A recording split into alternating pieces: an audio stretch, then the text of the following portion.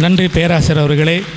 அடுத்ததாக குடும்ப சார்பாக வாழ்த்து வருபவர் நற்செய்தி நாயகன், வேலூர் பேராயர்கள் எல்லா இடங்களிலும் ஆலயங்களையும் கட்டி கொடுப்பவர், இவரும் இதே கல்லூரியில் தமிழ் பேராசிரியராக பணியாற்றியவர் திரு ஜார்ஜ் ஸ்டீபன் ஐயா வருகிறார்கள்.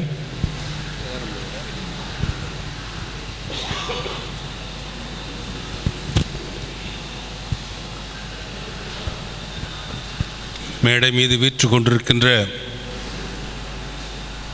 வேந்தர் விஸ்வநாதன் அவர்களே, முதல்வர் அருளப்பன் அவர்களே, இன்னொரு முதல்வர் ஐயா அவர்களே, தமிழன் அவர்களே, இன்றைய கதாநாயகன் விசு அவர்களே,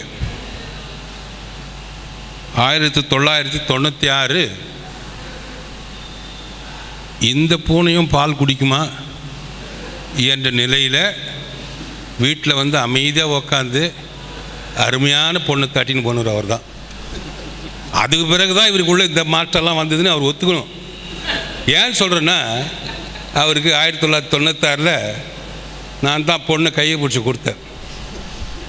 கொடுத்துட்டு அடுத்த வருஷம் கேட்பார் என்னை பார்த்துட்டு, ஆனால் நல்லா வச்சுக்கணும் என் பொண்டாட்டிய, இது சொன்னாதான் அவருக்கு சந்தோஷம் வரும். அப்படி ஒரு அருமையான பிள்ளையை எடுத்துக்கொண்டதுனால இன்றைக்கு இவருக்கு ஒரு மகுடம் அந்த அம்மா.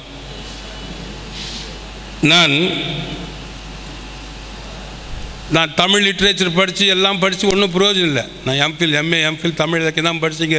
இதே ஊரிஸ் கல்லூரியில் தமிழ் ஆசிரியராக இருந்தேன். நான் எல்லாம் கதை புக்கெல்லாம் எழுத முடியாது. நான் வேதத்தில் இறங்கிட்டனால வேத புத்தகத்தை தான் படிப்பேன். ஆக வேத புத்தகத்தில் தான் நான் சொல்லணும் அவருக்கு. ஏன்னா அவரும் கிறிஸ்தவர் தான், நல்ல கிறிஸ்தவர் தான், அதில் ஒன்றும் சந்தேகம் இல்லை. இப்போல்லாம் சொன்னாங்க ஆம்பூர் ஏகர பெரியவர், ஆம்பூருக்கு பிஷப்பாக இருந்தவர், எனக்கு நல்லா பழக்கம் அவர். ஆம்பூர்ன்றாங்க. நான் ஒரு காலத்தில் யோசிக்கிறது, ஆம்பூரில் நன்மை எதனா பிறக்குமா, வேதத்தில் நாசிரியத்தில் எதனா நன்மை பிறக்குமான்னு தான் கேள்வி. அப்போ ஏசாமி பிறந்தது போல் ஆம்பூர்லேயும் ஆண்டவர் ஒரு விசுவை கொடுத்துக்கிறாரு. ஆகவே இனி அது எரேஸ் பண்ணிடலாம். ஆம்பூர்லேயும் ஏதோ ஒரு நன்மை பிறந்திருக்கிறது என்று சொன்னால் அது விசுவாசம்தான். எனக்கு பிரியாணி அதுக்கு தான் சொல்கிறேன். நான் சொல்கிறதுக்குள்ள வந்துட்டியே.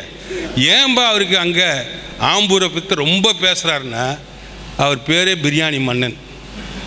எங்கே போனாலும் பிரியாணி. நான் கூட போய் ரெண்டு முறை போயிருக்கோம் அவர் வீட்டுக்கு அமெரிக்காவில். ஆனால் பிரியாணி பண்ணிடலாமா, இவருக்கு சாப்பிடணும் ஆசையாக இருக்கும். இப்போ நம்மளை கூட சேர்த்தா தானே பாப்பா எனக்கு செஞ்சு போடுறேன், நான் வந்துக்கிறேன் இந்தியாவில்ன்னு. அதனால் இவர் என்ன சேர்த்துக்குவார். அண்ணன் வந்துக்கார், நல்லா பிரியாணி ஆக்கிடலாமா, நல்லா பிரியாணி அம்மா, நான் சாப்பிட்றது இல்லைம்மா, ஐயா நான் அந்த மாதிரி அவர் பிரியாணி பிரியன். ஏன்னா எனக்கு ஒரு தடவை ரொம்ப ஆச்சரியமாயிடுச்சு. என் தம்பி பிரியாணி நல்லா செய்வேன், எங்கள் அப்போலாம் சொல்லுப்போ ராத்திரி பிரியாணி சாப்பிட்னு. ஒரு தடவை என் தம்பி ஒய்ஃபு இதுக்கு போகிறாங்க, எங்கே துபாய்ங்க, அங்கே மஸ்கட் போகிறாங்க. பிரியாணி தேக்ஷாவே ஏற்றிட்டாங்க ஃப்ளைட்டில். என்ன ஒரு 4 மணி நேரத்துக்கு போய் சேர்ந்துட்டு போடுது அவருக்கு. அப்போது என்னடாண்ணா அவர் பிரியாணி இறங்கணுன்றார். அந்த மாதிரி இறங்குறது பெருசு இல்லை, பிரியாணி பிளெயினில் இறங்கணுமா, இவர் செஞ்சு ஏற்றுவார். அப்படி அவர் பிரியாணி பிரியாணி மட்டும் இல்லை, பார்த்தா தெரிதா பாருங்கள், சாப்பிட்ற மாதிரி அது பாடி மாத்திரம் கரெக்டாக கீப்பப் பண்ணுறாரு. இது ஒன்றும் இல்லை பாரு உடம்புல. என்னென்னா நான் ஒன்றும் சாப்பிட்றதுலாம் இவர் தான். அந்த மாதிரி ஒரு அருமையான சகோதரனை எங்கள் குடும்பத்தில் ஆண்டவர் கொடுத்தார். இங்கே அந்த தலைப்பை பார்க்குறேன், விசுவாசம்னுக்குது. எப்படி பார்த்துறா பாரு, ஆச்சரியப்படக்கூடிய விசு ஆசம். நான் வேதத்தில் பார்க்கும்போது ஆண்டவராக இயேசு கிறிஸ்து ஒரே முறை தான் ஆச்சரியப்பட்டார் என்று வேதத்தில் மத்தேயு 6:6. எதை குறித்து ஆச்சரியப்பட்டார்னா, இஸ்ரவேலுக்குள்ளும் இப்படிப்பட்ட விசுவாசத்தை நான் காணவில்லை என்று சொல்லி ஒரு புறஜாதியை பற்றி ஆச்சரியப்பட்டார். இப்போது நம்மளாம் ஆச்சரியப்படும் வண்ணமாக இந்த விசு, நான் இன்னும் அந்த புக்கை படித்தது தான் நான் சொல்லியிருப்போம் அவரை பற்றி. நான் இந்த கம்ப்யூட்டருக்கு எனக்கு அவ்வளோ அறிவில்லை, கம்ப்யூட்டரில் உட்காந்து இதெல்லாம் படிச்சுருக்கிறதுக்கு. ஆகவே அப்படிப்பட்ட ஒரு ஆசம் விசு. முதல்ல எங்கள் வீட்டில் அவருக்கு கல்யாணம் கட்டுறப்போ நான் நினச்சேன் என்னடா விசுன்னு. அப்புறம் கொஞ்ச நாள் பொறுத்து டிவியில் பார்ப்பேன், இந்த அரட்டை அரங்கம் விசுன்னு ஒன்று இருக்குது பாரு. அவருக்கு இவருக்கு ஒன்றும் வித்தியாசம் இல்லை. அவர் பப்ளிக்காக டிவியில் பண்ணுறாரு, இவர் வீட்டில் பண்ணுகிறாரு பசங்களுக்கு. அது மாதிரி அரட்டை அரங்கன் விசுன்னு வச்சாங்க, இவருக்கு ஆசம் விசுன்னு ஆகிப்போச்சு. இப்போ அங்கே இப்படிப்பட்ட எங்கள் குடும்பத்தில் வந்து ஒரு அருமையான எல்லோரையும் நேசிக்கக்கூடியவர். அதில் வந்து என்னென்னா எழுதுவது மட்டுமல்ல, வாயில் சொல்கிறது மட்டும் இல்லை. Is a man of practical. Is a man of practical. ரொம்ப பேர் வாங்கன்னு நெய் வழியை பேசுவாங்க, அங்கே ஒன்றும் காது. ஆனால் இவர் அப்படி கிடையாது, எல்லாம் முதல் செஞ்சுட்டு அப்புறம் பேசுவார். எங்கள் பையன் ஒருத்தங்கிறான், இவர் அவரை எப்படின்னா, அவனுக்கு இன்னும் கல்யாணம் ஆகலை அமெரிக்காவில். அவர் கிளமெண்ட்டு கூட தெரியும். 2 பேரும் சேர்ந்தாங்கன்னா ரொம்ப குஷி ஆகிடுவாங்க. ஏன்னா அவருக்கு மீன் பிடிக்கும், இவருக்கு மீன் பிடிக்கும். 2 பேரும் போடுவாங்கக்கா, அந்த சீஷோருக்கே போயிடுறாங்க பிடிக்கிற இடத்துக்கிட்டே. அங்கேயே போய் அதில் வேறு அதை பெரிய மீனாக தூக்குவார், வஞ்சரத்தை அப்படியே லைவாக தூக்கிட்டு வீட்டுக்கு எடுத்துன்னு வருவார். அப்படி என் மகன் just like is Guardian for my son அமெரிக்காவில். ஆகவே குடும்பங்களிலே மற்ற மீது பாசம் காட்டுகிற ஒரு தம்பி என்று சொன்னால் மிகையாகாது. அது மட்டுமல்ல, இன்றைக்கு அவர் தாயார் இங்கே உட்கார்ந்து கொண்டிருப்பார் என்றால் திருவள்ளுவரின் குரல் ஒலிக்கக்கூடும். ஈன்ற பொழுதும் பெரிதுவக்கும் தன் மகனை சான்றோன் என கேட்ட தாய். அந்த அம்மாவினுடைய ஒவ்வொரு சொட்டு அந்த நீர்த்துளி இன்றைக்கு விசுவையும் அந்த குடும்பத்தையும் தாங்கிறது. நீங்களாம் நினைக்கிறீங்க அந்த அம்மா அமெரிக்காவில் இருப்பாங்க. Her heart is always in Ambur and Vaniyambadi. நான் போகிறப்பெல்லாம் அந்த அம்மா she spends a time with me talking about that Ambur. இன்றைக்கி கூட போகிற வாரத்து கூட ஒரு கவர் வருது, அது இந்தியாவில் யார்கிட்டயோ கொடுத்து அனுப்பிச்சிட்டுப்பாங்க. அங்கேருந்து எழுதி இந்தியா கவர்மெண்ட்டை கொடுத்து அனுப்பிச்சிப்பாங்க. என்னடா அது பிரித்து பார்த்தா, அவர் உனக்காக மரித்தாரே, நீ அவருக்காக என்ன செய்தாய். இதுதான், வேற ஒன்றும் இல்லை. ஒரு டிராக்ட் போட்டு கவரில் வச்சு அனுப்பிச்சிக்கிறாங்க. யோசித்து ஏன்டா இந்த அம்மா இப்படிலாம். இன்னும் அவங்களுக்கு ஒரு வாஞ்சி இருக்குது. அவங்களுக்கு ஒரு வாஞ்சி, அந்த ஆம்பூர் பஸ் ஸ்டாண்டை எப்படி ஆகிலும் அந்த ஒரு சேப்பில் கட்டணும், அங்கே வருகிறோம் போகிறோம் ஜெபிக்கணுன்ற ஒரு வாஞ்சை அந்த தாயாருக்கு இன்னும் இருக்கிறது. அதை நான் சொன்ன கண்டிப்பாக செய்கிறமானு. ஏன்னா அங்கே லேண்டு கொஞ்சம் தகராறு, அது பஸ் ஸ்டாண்டுக்காரர் எடுத்துகிட்டு கவர்மெண்ட் கொஞ்சம் இது பண்ணிக்கிறதுனால, நான் கட்டிடுறது பெருசு, இடிச்சிட்டா கஷ்டம், இல்லைங்க பொறுங்க டைம் சொல்கிறோம் சேகரம். ஆனால் எப்போ இருந்தாலும் அந்த வாஞ்சை இருக்கிறது. அந்த அம்மாவுடைய வாஞ்சை கண்டிப்பாக நிச்சயமாக கடவுள் தீர்த்து வைப்பார். ஆகவே நான் பேசிக்கொண்டே போவேன், நேரம் அதிகமாகிறது. விசு இந்த ஊரிஸ் கல்லூரியில் படித்தார் என்பதற்கு நான் மிகவும் பெருமைப்படுகிறேன். என்று சொன்னால் ஐயா வேந்தரையா சொன்ன மாதிரி இன்றைக்கு இந்த ஒரு சொல்ல மறந்துட்டார். சிதம்பரம் ஐயா கூட படித்தார். நீங்கள் படிச்சிங்களா? இல்லை பி சிதம்பரம் இல்லை, அவர் இங்கே மெட்ராஸ் எம்சிசி ரைட். அப்படி படித்தவர்களாம், கிறிஸ்தவ கல்லூரிகள் படித்தவர்களாம் நல்ல நிலையில் இருக்கிறார்கள். ஆனால் இந்த விசு எப்படின்னா is totally American man. He goes to the office. ஒரு அமெரிக்கன் மாதிரி தான் போவார். அவர் போகிற ஸ்டைலெல்லாம் பார்த்தீங்கன்னா பார்த்தா அப்பா நம்மளுக்கு அவன் பிச்சை எடுக்கணும் அமெரிக்கன் ஆஃபீஸில். ஆனால் மைண்டில் இன் ஹார்ட் டோட்டலி இண்டியன். புளிக்குழம்பு வச்சு கொடு நல்லாக்குது. அந்த ஓசில் எத்தனை குழம்பு என்ன அப்படி வச்சாலும் சரி, நல்லாக்குதுமா நல்லாக்குதுன்னு சொன்னால் தான் அடுத்த நல்லது பண்ணி தரோம். அதுவும் நல்ல டெக்னிக் கற்றுக்காரு. என்றைக்கும் நல்லா இல்லைன்னு சொல்ல முடியாது. ஓசில் முன்னால் எல்லாம் நல்லா இருக்குதுன்னா தான் ஷி வில் ரிப்பீட்டட்லி என்ன பண்ணும், உட்காந்து ஏதோ கஷ்டப்பட்டு ஏதோ கொஞ்சம் கட்லெட் பண்ணுவோம். ரொம்ப சூப்பராக இருக்குமா, நல்லா டேஸ்ட்டாக பண்ணிக்கிறோமா. இன்னத்துக்கு ஒரு டிஃபன் பாக்ஸ் ரெடியாக வச்சுருப்பார். ஆஃபீஸில் எடுத்து ஃப்ரெண்ட்ஸுக்கு டிஸ்ட்ரிபியூட் பண்ணுறதுக்கு அப்போ தான் கொடுக்கும் செஞ்சு. ஆகவே எப்படி மனைவியை ஏமாற்றுவது என்பதை எந்த கல்லூரியில் கற்றுக் கொடுத்தார்கள் என்பது எனக்கு மாற்றுவதா நான் போட்டுக்கிறேன். போட்டுக்கிறேன், நீ எப்படி ஆசம் போட்டுக்கிறியோ அது மாதிரி ஏமாற்றுவது என்பதை ஊரிஸ் கல்லூரியில் கற்றுக் கொடுத்தாங்களான்னு எனக்கு டவுட்டு. நான் அருளப்பனையாக கேட்குறேன். ஏன்டா அருளப்பா அப்படி கிடையாது, எனக்கு தெரியும். அவர் எனக்கு ஜூனியர் தான். நான் வந்து இங்கே வேலை செஞ்சு 74 75. அப்போது எம்ஜே ஜான் தான் பிரின்ஸிபால். எம்ஜே ஜான் தான் பிரின்ஸிபால். எல்லாம் பெரிய பெரிய இப்போ இல்லை ஜெயகணேசன் மேக்ஸ் டிபார்ட்மெண்ட்டு, மேத்யூஸு பெரிய பெரிய ஆளுங்கள்லாம் இருந்தது. அண்ணங்கிறாருனும் அப்புறம் இது காந்தி அண்ணன் எக்கனாமிக்ஸ் டிபார்ட்மெண்ட். எப்படி அப்போ தான் யோசிக்கிறது, இதெல்லாம் எங்கண்டா கற்றுன்னு வந்திருப்பார். ஊர் ஸ்டூடெண்ட்னா இப்படி ஊர் யாரும் கற்றுக் கொடுக்குற ப்ரொஃபஸர் எனக்கு தெரியாது, யாரும் இல்லை ப்ரொஃபஸர், அப்படிப்பட்ட ப்ரொஃபஸருங்க. அதனால் இவருக்கு மட்டும் இந்த நம்ம இது தமிழில் கல்லோக்கல் சொன்னால் ஜால்ரா போடுறதுன்னு வாங்க. ஒய்ஃபுக்கிட்ட ஜால்ரா போட்டால் தான் காரியம் நடக்கும்னு நான் எனக்கு சொல்லிக் கொடுப்பாரு. நான் அதெல்லாம் கடைப்பிடிக்கிறது கிடையாது. எங்கள் வீட்டில் அதெல்லாம் கட் அண்ட் ரைட் தான். அதனால் இவருடைய டேலண்ட்டை அதுதான் சொல்கிறேன், தைரியமாக சொல்கிறேன். நம்மள்ட்ட எதுவும் நடக்காது. நான் எப்போவுமே கட் அண்ட் ரைட் அவனை கேட்டு பாருங்க, நான் வெளியே போட்டோட கேட்டு பாருங்க. அப்படி சொல்லுவாங்க. பாரு அவங்க வந்தாங்க, இட்டும் போனேன், எங்கள் அமெரிக்காவுக்கு இட்டும் போனேன், கோஷலா வீட்டுக்கு இட்டும் போனேன். எங்கே பாருங்க இந்த விசு என்னென்ன வேலையெல்லாம் பண்ணுறாரு வீட்டில், நீங்கள் ஒன்றுமே பண்ண மாட்டீங்க, அதுதான் விசு தெரியுதா. வீட்டில் வந்து அப்படிலாம் போட்டால் தான் அங்கே தட்டில் சாதம் விழும், இல்லைன்னா விழாது. ஆகவே எனக்கு நீ சோறு போட்டால் போடு, நான் செய்ய மாட்டேன் அந்த வேலையெல்லாம், அவர் தான் செய்வார் என்று. அப்படி இந்த குடும்பத்தில் இன்னும் சொல்லப்போனால் அந்த ரெவரண்ட் கொர்னேலியஸ் குடும்பத்தில் ஒரு முத்து என்று சொன்னால் மிகையாகாது. Because a GeM and also a pearl அந்த குடும்பத்தில் எல்லாருக்கும். சரி, இன்னொரு காரியத்தை நான் எதிர்பார்த்தது என்னென்னா, இவர் அங்கே போய் இந்த கிறிஸ்தவ விசுவாசத்தை பின்வாங்கி போவாரோ, ஏன்னா அங்கே இருக்கிற நிலைமையில் இந்த கிறிஸ்தவ விசுவாசம். But is a very good Christian. He proved it. Even I can say whether Brother Clement is here or not, I don't know. But all the way he takes him to California to conduct the music concert there. என்னுடைய மகனும் செஞ்சான். ஆகவே அங்கே இருக்கிற கிறிஸ்தவர்களை கூட்டி அவ்வப்போது கூடி ஜெபிக்கிற பழக்கம், அருமையாக பாடுகிற பழக்கம். என்ன இங்கிலீஷ் பாட்டெலாம் பாட மாட்டாங்க. அதுதான் அங்கே போய் இங்கிலீஷ் கற்றுனீங்க, எல்லாம் தமிழ் பாட்டுங்க, பழைய கீர்த்தனையை பாராமல் பாடுவார், புக்கு கூட கிடையாது. ஆகவே அந்த கலாச்சாரத்தை விடாது இருக்கிற ஒரு சகோதரன். கொஞ்சம் பேர் 1-2 வருஷம் அங்கே அமெரிக்கா போய் வந்தாலுமே இங்கே வந்தால் இங்கிலீஷ் தான், ஒன்றுமே தெரியாது அவங்களுக்கு, இந்த தமிழ்நாட்டில் இருக்கிறவங்க கூட தெரியாது.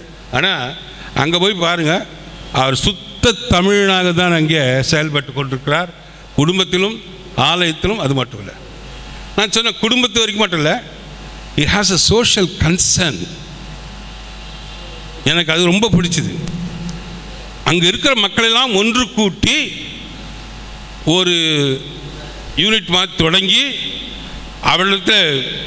அவருடைய கிஃப்ட்ஸ் எல்லாம் வாங்கி கொண்டு directly they go wherever the need is there. அந்த ஒரு 4-5 பேரோ 6-8 பேர் போட்டு சிலானுக்கு இல்லை இந்தியாவுக்கு, நார்த் இந்தியாவுக்கு போய் அங்கே அப்படிப்பட்ட ஊழியம் செய்வதிலும் அவர் நல்ல காரியம். ஏன்னா he doesn't believe in the organizational or institutional churches. He wants to do it anything, he will go directly do that one. அது நல்ல ஒரு விதமான ஊழியத்தை அவர் செய்து கொண்டிருக்கிறார். ஆகவே அவரை எங்கள் குடும்பத்தின் சார்பில் நான் பேசிக்கொண்டே போகலாம். அவரை நான் வாழ்த்துகிறேன். இன்னும் அவர் பல்லாண்டு காலம் வாழ்ந்து, எனக்கு இப்போனா அவர் வந்த பிறகு எனக்குள்ள மனசுக்குள்ள என்னடா நான் பைபிளை இவ்வளோ நாள் படிச்சுக்கிறேன், நான் படிப்பேன், எங்கள் வீட்டில் எழுதுங்கன்னாங்க, என்னம்மா எழுதுது. இப்போ எனக்கு ஒரு இன்ஸ்பிரேஷன் கொடுத்துருவார். நானும் ஏதாவது வேதத்திலிருந்து எழுதி அவர்கிட்ட கொடுத்து படித்து பார்த்து சொல்லுப்பா, நானும் பப்ளிஷ் பண்ணலாமான்னு இருக்கிறேன் நான் கேட்கணுன்ற ஒரு உந்துதலை கொடுத்த இவருக்கு நன்றி. என் குடும்பத்தின் சார்பில் அவரை வாழ்த்துகிறேன். வாமா.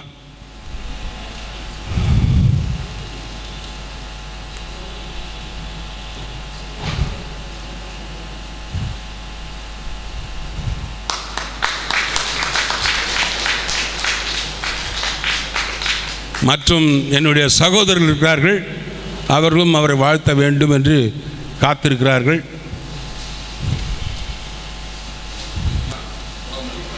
நல்ல படிச்சு பழகுது அந்த வீட்டில்.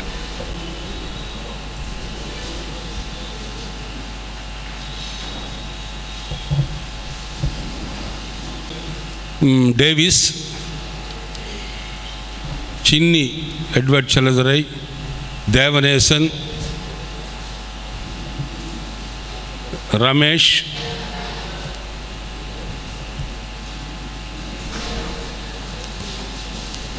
representing Reverend Arnold Joseph, Nirmal.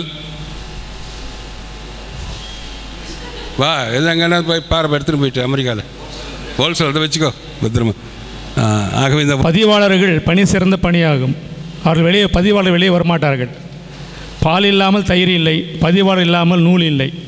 வாழ்த்து வருகிறார் கீதா அவர்கள். இன்னும் 4 பேர் அறிமுகம் செய்துவிட்டு நேரம் அதிகமாக இருப்பதனால் பேசுகிறவர்களுக்கு குறுகிய காலத்தில் பேச. அவையோருக்கு வணக்கம்.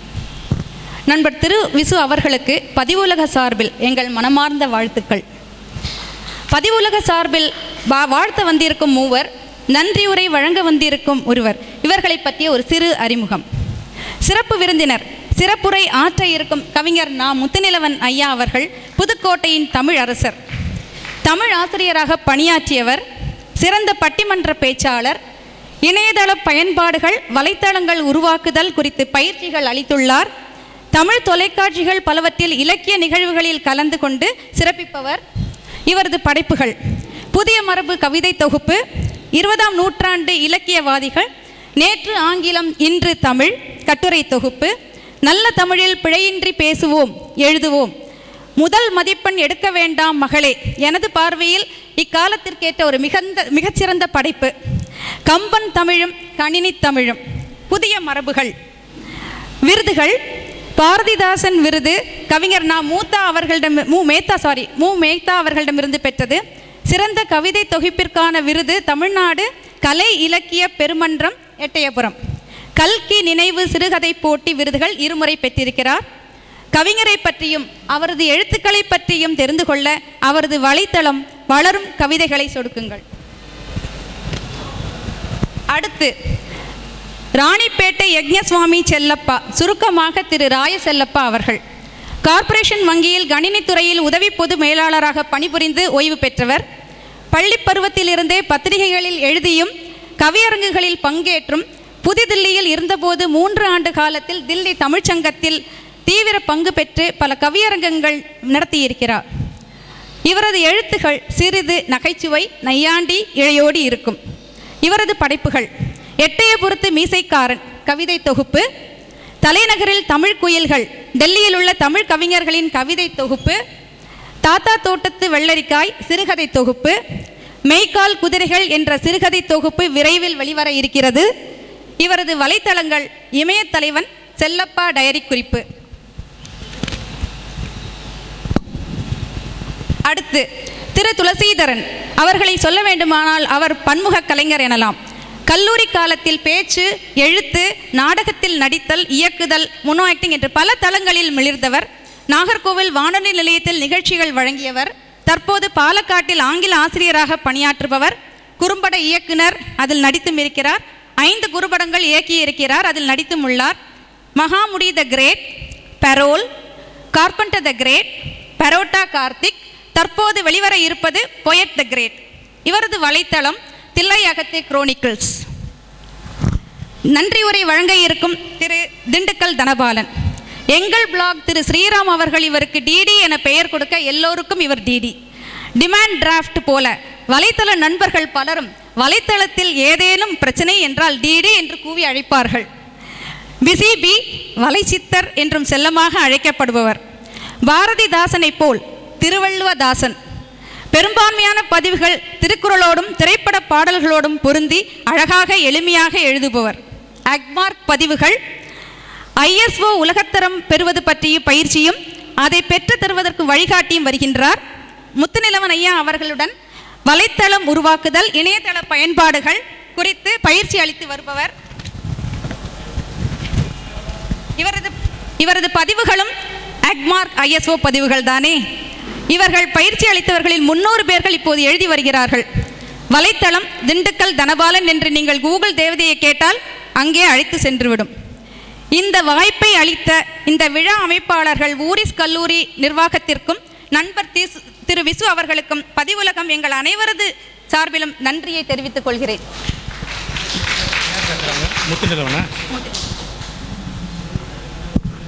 சிறப்புரையாற்றி வருகின்றார் கவிஞர் முத்துநிலவன் அவர்கள். சுவைக்கும் கனியிட ஏறிய சுளையும் முற்றல் கழையிட ஏறிய சாரும் நனி பசு பொழியும் பாலும் தென்னை நல்கிடு குளிரிள நீரும் பனிமலர் ஏறிய தேனும் காய்ச்சு பாகிட ஏறிய சுவையும் இனியன என்பேன் எனினும் தமிழை என்னுயிர் என்பேன் கண்டீர், தமிழை என்னுயிர் என்பேன் கண்டீர். விசுவாசம் மிகுந்த கல்லூரியில் விசுவாசம் அவருடைய புத்தகத்தை விஐடி வேந்தர் விசுவாசம் அவர்கள் வெளியிட அவருடைய விசுவாசம் மிகுந்த நண்பர்களெல்லாம் எதிரில் அமர்ந்திருக்க ஒரு நல்ல விழாவில் கலந்து கொள்வதில் நான் உண்மையிலேயே மிகுந்த மகிழ்ச்சி அடைகிறேன். கல்யாண வீட்லேயும் புத்தக வெளியீட்டு விழாவிலையும் பேசுகிறது ரொம்ப கஷ்டம். கல்யாண விழாவில் பேசிக்கிட்டு இருக்கும்போதே சாப்பாடு போட்டாச்சு அப்படின்னு ஒரு குரல் கேட்டவொடனே பாதி பேர் காலியாகிடுவாங்க. புத்தக வெளியீட்டு விழாவில் ஏற்புரை எப்பொழுது பேசுவார் அல்லது சிறப்புரை எப்பொழுது பேசுவார்கள் என்கிற எதிர்பார்ப்பு தான் இருக்கும். ஆனாலும் கூட இந்த நிகழ்ச்சியில் நான் கலந்து கொள்வதில் ஒரு மகிழ்ச்சி என்னவென்றால், மதம் கடந்த மனித நேயராக வாழ்ந்த ஒரு தாயின் மகனாக அவர் வாழ்ந்திருக்கிறார். இன்றைக்கு நாடு கடந்த உலக மனிதராக அவர் வாழ்ந்து கொண்டிருக்கிறார். அர்த்தம் உங்களுக்கு புரியும் என்று நான் கருதுகிறேன்.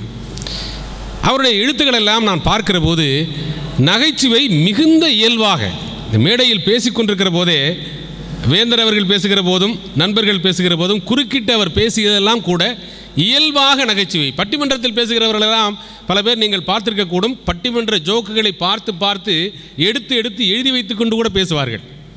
ஆனால் இயல்பாக நகைச்சுவை வருகிற அவர் ஒரே ஒரு குறிப்பு, அவருடைய மனைவியிடம், அவர் மட்டுமில்லை, மனைவியிடம் யாரெல்லாம் திட்டு வாங்குகிறார்களோ அவர்களெல்லாம் பாக்கியவான்கள், இகலோக ராஜ்யம் உங்களுடையது. இதை புரிந்து கொண்டால் வாழ்க்கை எளிதாகும். அவர் சொல்கிறாரு, மனைவி ஒரு மிளகா பஜ்ஜிக்கு மிளகா வாங்கிட்டு வர சொல்கிறாங்க. எல்லா கணவரையும் போலவே எந்த மிளகாயை வாங்குறதுன்னு எல்லாம் தடுமாறி நிற்கும் போது அவருடைய நண்பர் தண்டம் வந்துடுறாரு.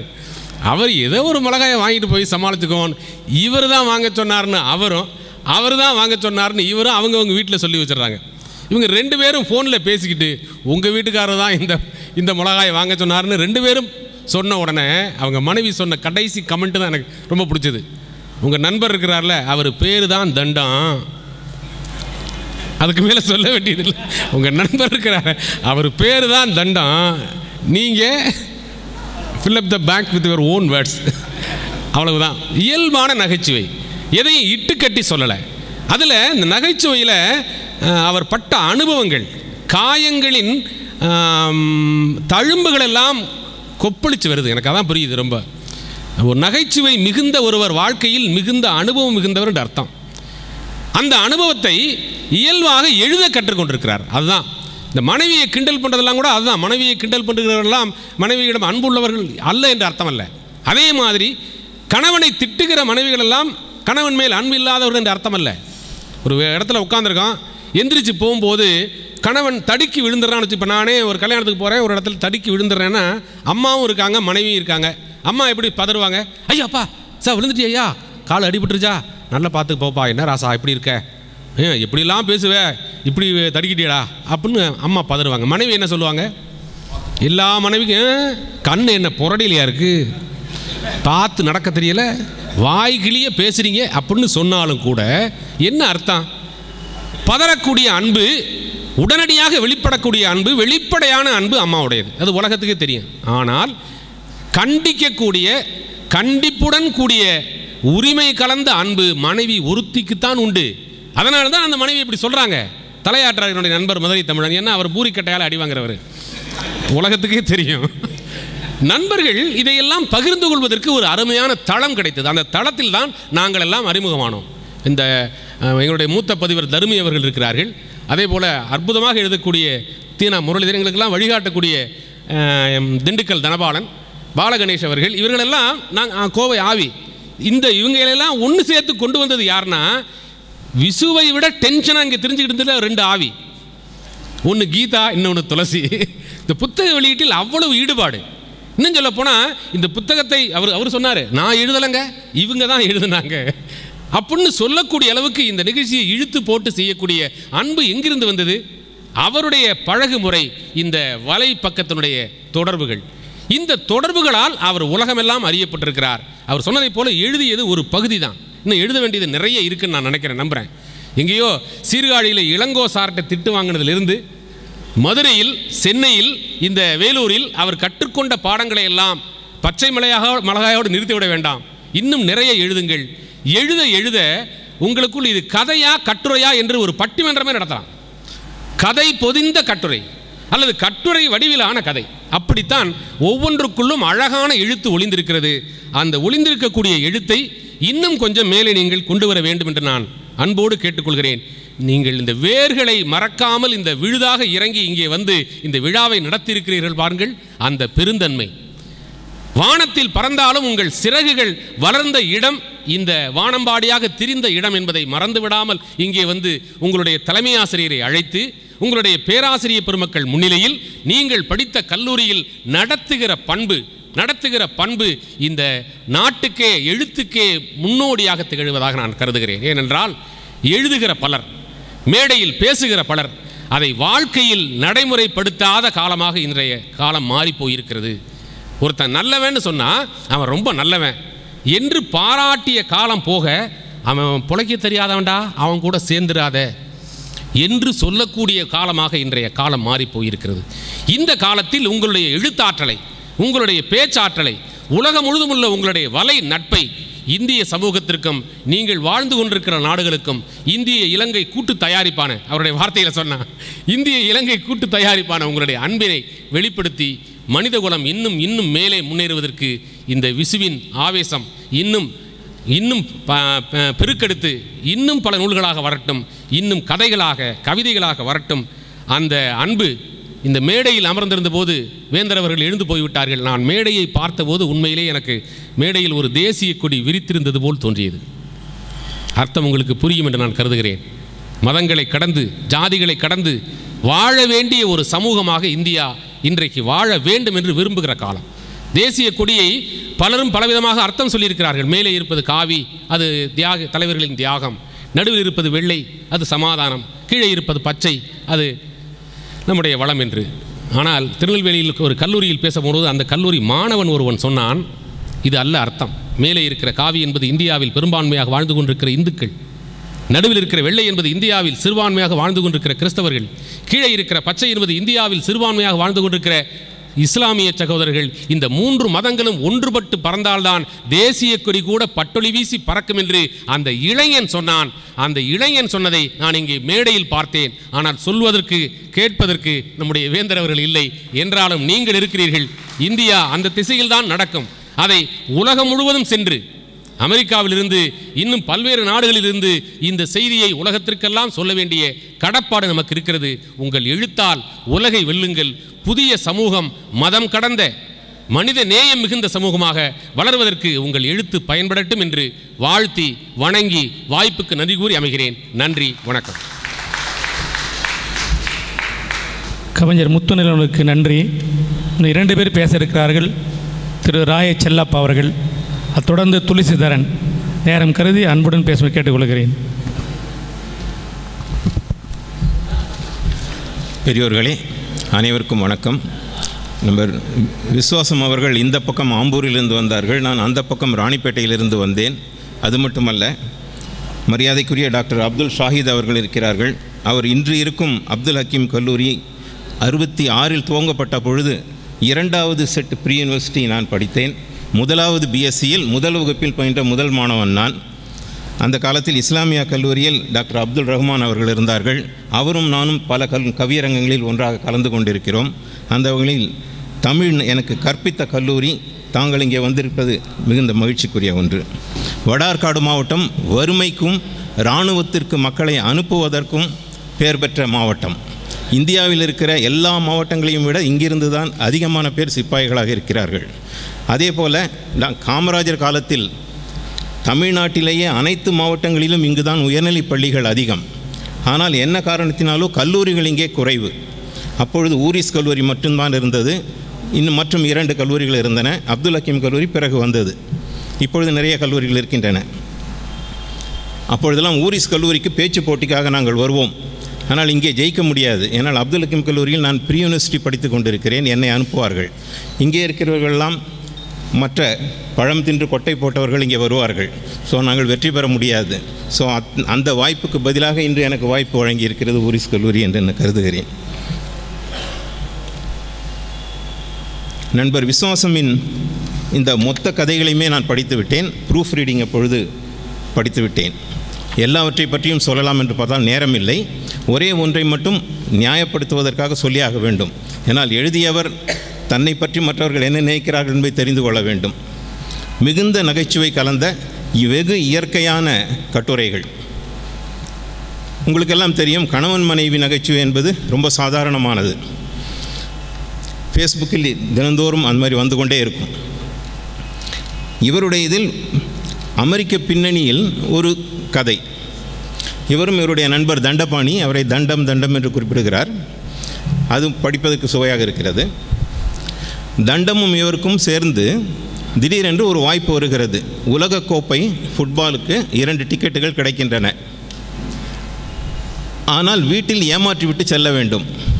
ஸோ இவர் அவருடைய வீட்டுக்கு போவதாகவும் அவர் இவருடைய வீட்டுக்கு போவதாகவும் சொல்லிவிட்டு கிளம்புகிறார்கள்.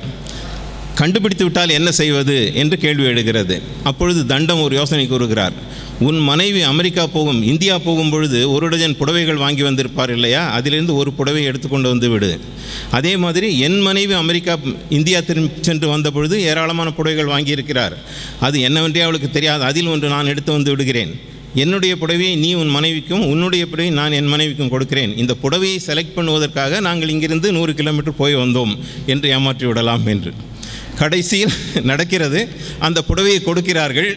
ஆனால் கடைசியாக அதை சுருக்கமாக ஒரே வரியில் முடிக்கிறார். 1000 புடவைகள் இருந்தாலும் தன்னுடைய 100 புடவை எது என்பதை அவர்கள் மூளையில் எங்குதான் ஒளித்து வைத்திருக்கிறார்களோ என்று. இவருடைய மனைவி வாங்கி வந்த புடவையே இவருடைய மனைவிக்கு போய் சேர்க்கிறது. ஏனென்றால் இவர்களுக்கு தெரியவில்லை. இந்த இரண்டும் கலந்து போய்விடுகிறது. இந்த மாதிரி ஏராளமான கட்டுரை உண்டு. ஆனால் இதில் முக்கியமான ஒன்று என்னவென்றால், இவர் யாழ்ப்பாணத்து கூட்டு தயாரிப்பு என்று சொன்னார்கள். முத்துலிங்கம் நினைவுக்கு வருகிறார். முத்துலிங்கம் உங்களுக்கு தெரியும், ஈழ தேசத்தவர். ஐக்கிய நாடுகள் சபையில் மிகப்பெரிய பதவிகளை வகித்துவிட்டு இப்போது கனடாவில் ஓய்வு பெற்றிருக்கிறார். ஓய்வு பெற்ற பிறகு எழுத ஆரம்பித்து புகழ் பெற்றிருக்கிறார் முத்துலிங்கம் அவர்கள். தான் பணியாற்றிய ஊர்கள், பணியாற்றிய நாடுகள் எல்லாவற்றின் பின்னணியிலும் அவர்கள் கதைகளை எழுதி கொண்டிருக்கிறார்கள். விஸ்வாசம் அவர்கள் தன்னுடைய அடுத்த நூலில் முழுக்க முழுக்க அமெரிக்க பின்னணியை ஆவணப்படுத்துகிற மாதிரியான நூலாக எழுத வேண்டும் என்று நான் கேட்டுக்கொள்கிறேன். ஏனென்றால் எங்கிருந்தோ அந்த வீரமாமுனிவர் இங்கு தேம்பாவணியும் சதுரகராதியும் எழுதினார். இங்கிருந்து அமெரிக்கா போய் திரும்ப வர விருப்பமோ அல்ல வர அவசியமோ இல்லாத நிலையில் அங்கேயே செட்டிலாகி விடுகிற நம்மவர்கள் அந்த அமெரிக்க பின்னணியில் எழுதி அமெரிக்க இந்திய எழுத்தாளர்கள் என்ற ஒரு புதிய ஜெனீர் உருவாக வேண்டும். அதற்கு அமெரிக்க தமிழ் எழுத்தாளர்கள் என்று நீங்கள் அந்த வரலாற்றை தொடங்கி வைக்கலாம். எனவே அமெரிக்க பின்னணியை இங்கு இருக்கிறவர்களுக்கு தெரிவிக்கும் வகையிலான, அது நகைச்சுவையாகவும் இருக்கலாம், இல்லாமலும் இருக்கலாம், நீங்கள் உங்களுடைய அனுபவங்களை பயன்படுத்தி எழுத வேண்டும் என்று கேட்டுக்கொள்கிறேன். இந்த அருமையான நூலுக்காக உங்களுக்கு என்னுடைய வாழ்த்துக்கள். நன்றி. நன்றிங்க ஐயா. மிஸ்டர் துளசிதரன்.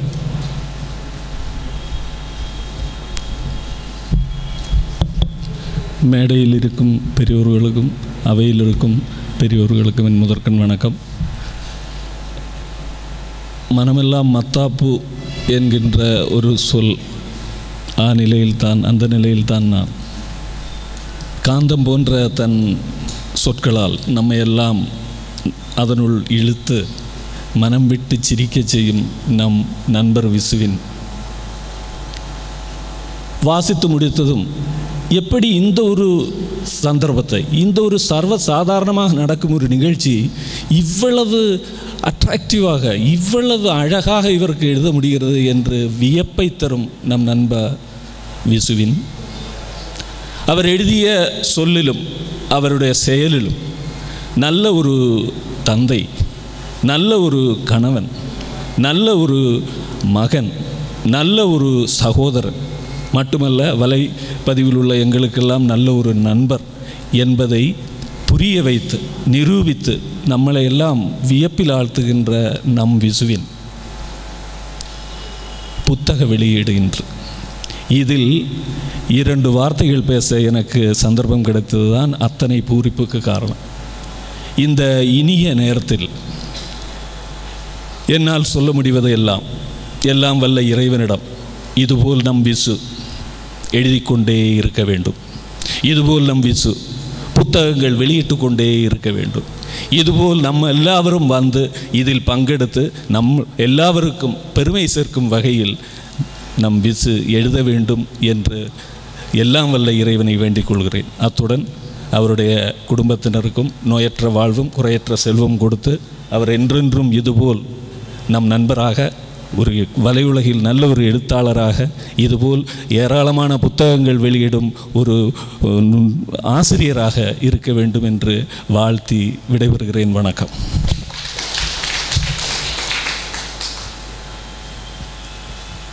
நன்றி துளசி அவர்களே. நூலாசருடைய தோழர் அக்கிம் கல்லூரிய கல்லூரி முதல்வர் அவர்கள் வாழ்த்து வழங்குவார். Most respected dignitaries on the desk and off the desk. அதிகமாக தமிழ் பேச தெரியாது. Because I studied in Urdu medium. After joining in the college as a lecturer in the year 1988, I started giving explanation in Tamil. Because நிறைய மாணவர்கள் அவங்களுக்கு இங்கிலீஷில் பேசினா புரியாது. அதனால் சில விஷயங்களில் கொஞ்சம் தமிழில் டவுட்டு சொல்லி தமிழை கற்றுக்கிட்டேன். அந்த நேரத்தில் சொல்கிறது, வெஜிடபிள் ஷாப்ஸ் கடைக்கு போனால் இது பாவக்கான்னு சொல்ல முடியாது, இது என்ன இதுக்கு பேருன்னு சொல்லி தமிழ் தெரியாது. பிகாஸ் நம்ம விசாரத்தில் பிறந்து அங்கேயே நம்ம totally we are living the life in that place. There all the people speaks Urdu, so there was no chance to develop Tamil language. So I studied in this college in the year 1985-87, and we enjoyed the friendship of Viswasam. ஒரு சின்ன நிகழ்ச்சி எனக்கு ஞாபகம் வருது. நாங்கள் friends ஒரு 4 பேர் விஸ்வாசம் வீட்டுக்கு காட்பாடியில் இருந்துச்சு. அப்போ டவுன்ஷிப்பில் காந்தி நகருக்கு வீட்டுக்கு போயிருந்தோம். நல்ல ஒரு ஸ்நாக்ஸ் எல்லாம் கொடுத்த பிறகு அவர் வீட்டில் அண்ணன் இருந்தார். எல்லாம் போயிட்டு கிளம்புற நேரத்தில் அப்போ அண்ணன் என்ன செய்கிறாருன்னு கேட்டோம். அவர் ஆர்கே டிபார்ட்மெண்ட்டில் ஒர்க் பண்ணுறாரு சஜித்னார். சரி, ஏதோ ஒரு பெரிய டிபார்ட்மெண்ட் போல் இருக்குதுன்னு நாங்கள் வச்சுட்டு, சரி கடைசியில் வீட்டை விட்டு கிளம்ப போகிற நேரத்தில், விசு நான் ஒன்று டவுட் கேட்குறேன், இந்த ஆர்கேன்னா என்னன்னு கேட்கவே இல்லை, எனக்கு இது வரைக்கும் கேட்டதே நான் ஞாபகமே இல்லை, கொஞ்சம் எக்ஸ்பிளைன் பண்ண என்னன்னு. அது ஒன்றும் இல்லை, ரைஸ் கில்லிங் டிபார்ட்மெண்ட். சும்மா இருக்கிறான்னு சொல்கிறதுக்கு பதிலாக இப்போ வேலை செய்கிறேன். ஸோ எந்த ஸ்பான்டேனியஸ் நாங்கள் என்னடா இது ஆர்கே டிபார்ட்மெண்ட்னா இது வரைக்கும் நம்ம கேள்விப்படாத டிபார்ட்மெண்ட்டாக இருக்கார், எந்த டிபார்ட்மெண்ட்டாக இருக்கும் அப்படின்னு சொல்லிட்டு. ஸோ அந்த அளவுக்கு really we enjoyed his friendship. And yesterday I got the call from Mr. Visu while I was in the university. ரிஜிஸ்டாரை பார்க்கணும்னு சொல்லிட்டு போயிருக்கிற நேரத்தில் திடீர்னு ஃபோன் பண்ணியிருந்தார். நாளைக்கு நிகழ்ச்சி இருக்குது, நாளைக்கு ஃப்ரீயாக இருக்கா சஜித்னார். After 1987 we met only today. 28 years back we met, we studied here. So this is the friendship we have developed at that time. I am very proud to be a part of this function. Thank you for the opportunity given.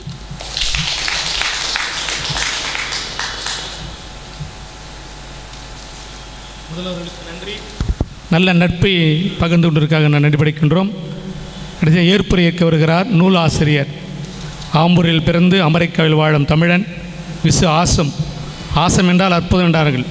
அனுபவத்தை ஆனந்தமாக்கி நூலாக்கி வழங்கிய விசு தமிழன் நம்மை வாழ்த்துவாள். வருக முன்னாள் மாணவரே, வருக.